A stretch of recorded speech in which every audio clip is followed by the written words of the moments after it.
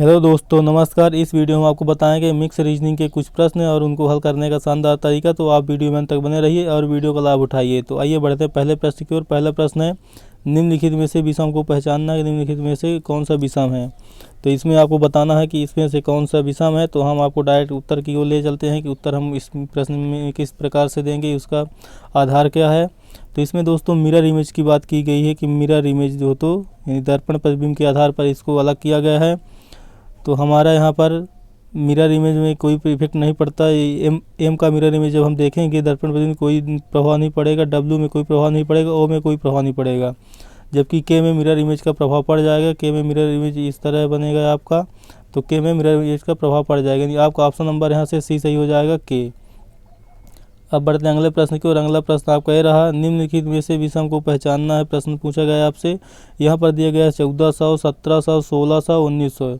दोस्तों यह आपका कैलेंडर का एक प्रश्न है और इसमें दोस्तों सेंचुरी लीप ईयर्स के बारे में पूछा गया है कि यह कौन सा शताब्दी लीप वर्ष है, शताब्दी अधिवर्ष कौन सा है, आपको ज्ञात करना है। तो जब भी शताब्दी ये वर्ष ज्ञात करना होता है तो हमको इकाई के 2 अंकों को लेना होता है और बटे 400 करना है। इकाई के हम पूरे अंकों को लीजिए, इकाई के 4 अंकों को लीजिए आप, उसमें जो तो बटे 400 भाग दीजिए।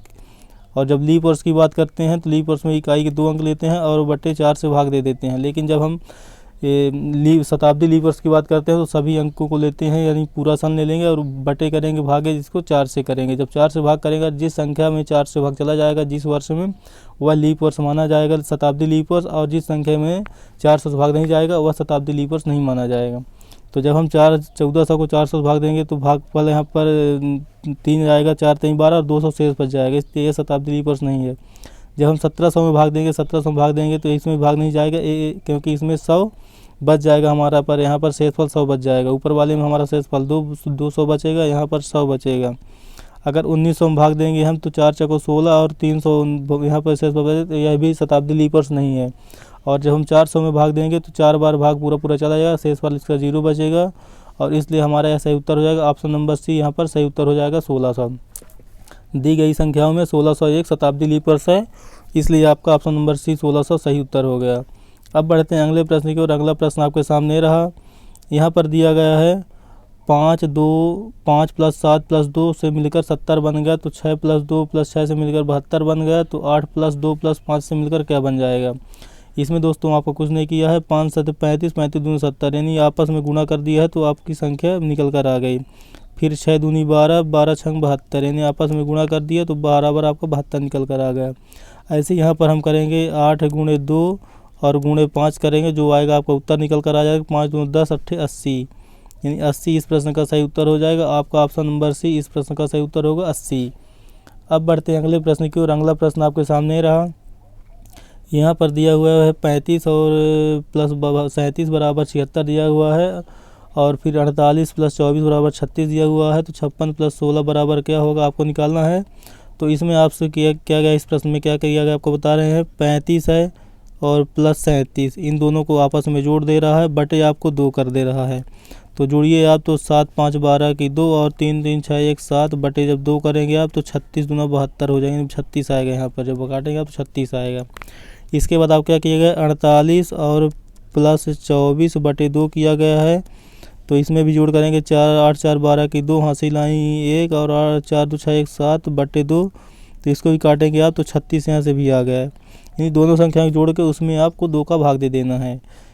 तो अब नीचे करेंगे 56 + 16 बटे 2 करेंगे, तो जोड़िए इसको आप, तो 6 6 12 की 2, हासिल आई 1 और 5 1 6 1 7 बटे 2, इसको भी भाग देंगे आप तो यहाँ से भी 36 आ जाएगा। यानी आपका ऑप्शन नंबर यहाँ पर डी सही हो जाएगा, 36 इस प्रश्न का सही उत्तर हो जाएगा। अब बढ़ेंगे अगले प्रश्न की ओर। अगला प्रश्न आपके सामने रहा, सविता का जन्म 24 जनवरी 1992 को हुआ। 24 जनवरी 1992 को शुक्रवार को हुआ, तो वह अपना अगला जन्मदिन किस दिन मनाएगी। इसमें दोस्तों जब एक सामान्य वर्ष से हम आगे जाते हैं, तो जब सामान्य वर्ष से आगे जाएंगे तो हमारा, जैसे यहाँ पर अगर कोई डेट है, यक्स डेट है, तो आगे जाके यक्स दिन है तो यक्स + 1 दिन हो जाएगा। जब हम कोई लीप वर्ष में जाएंगे, अगर कोई हमारा लीप वर्ष यक्स है तो यहाँ पर क्या करेंगे, यक्स + 2 करेंगे, तब जाके हम उस दिन में पहुँचेंगे। मतलब यह एक सिंपल ईयर है और यह यह लीप ईयर है। जब साधारण वर्ष होगा और लीप वर्ष होगा तो यही करेंगे। जब सिंपल वर्ष होगा, सिंपल ईयर होगा, तो हम x+1 करेंगे तो अगले वर्ष में उसी डेट को पहुंच जाएंगे। और जब हम लीप वर्ष से जाएंगे नेक्स्ट ईयर में, तो हमको क्या करना है, x+2 करना होगा।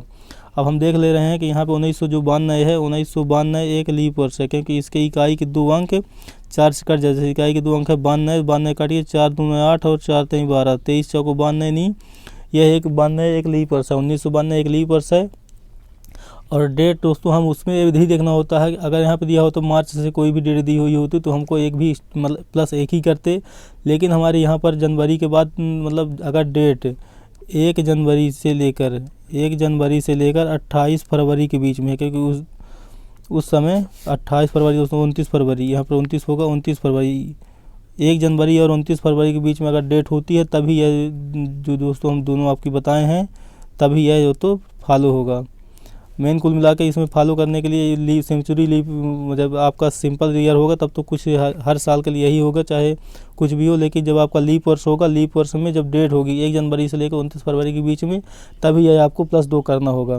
तो आप देख रहे हैं कि जब डेट भी हमारे पास यहाँ पे 24 जनवरी दी है, 24 जनवरी हमारे पास डेट दी है और लीप वर्ष है यह, इसलिए हमको जनवरी से जब अगले साल जाएंगे 24 जनवरी में, तो हमको यहाँ पे बीच में एक फरवरी फंसेगी, 29 की फरवरी फंसेगी, इसलिए हमको +2 करना होगा। तो जब हमारा शुक्रवार था, शुक्रवार से आप जैसे जो जोड़ेंगे तो शुक्रवार में +1 करेंगे पहले तो शनिवार जाएगा, फिर +2 करेंगे तो शनिवार के बाद रविवार हो जाएगा। तो इस प्रश्न का आपका सही उत्तर हो जाएगा रविवार। ऑप्शन नंबर ए यहाँ पे सही होगा, रविवार। तो दोस्तों हमारे वीडियो का अंतिम प्रश्न था, आपको वीडियो कैसा लगा और प्रश्नों को हल करने का जो तरीका था हमारा वो आपको कैसा लगा, आप हमें कमेंट बॉक्स ज़रूर बताइए। अब मिलेंगे दोस्तों नेक्स्ट वीडियो में, तब तक के लिए दोस्तों जय हिंद, जय भारत।